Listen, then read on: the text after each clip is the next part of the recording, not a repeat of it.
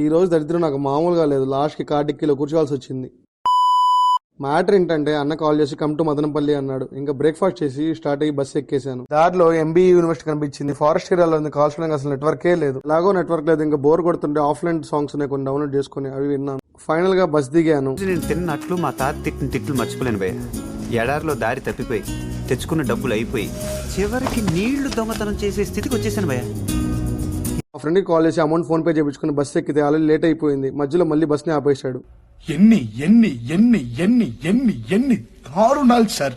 Afternoon 12 కి bus ఎక్కితే evening 4 అయిపోయింది రీచ్ అయ్యేసరికి. నేను వచ్చింది ఎందుకంటే గంగమ్మ ఫేమస్ టెంపుల్ కి, బట్ దర్శనం చేసుకోలేకపోయాను. లంచ్ కోసం ఇంత దూరం వచ్చినట్టు అయిపోయింది. One of the second reason ఇక్కడికి రావడానికి ఈ అన్నే కారణం. మనల్ని ఇన్వైట్ చేసింది ఈ అన్నే. పిల్లోని పేరు అనడానికి ఎందుకు పోయారు రాబాయ్ మీరు?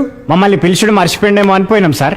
మళ్ళీ 2 బస్సులు మారి నడిచే ఓపిక లేక మా వాళ్ళని లిఫ్ట్ అడుక్కొని కార్ డిక్కీలో కూర్చున్నాను. ఇది రియలైజేషన్.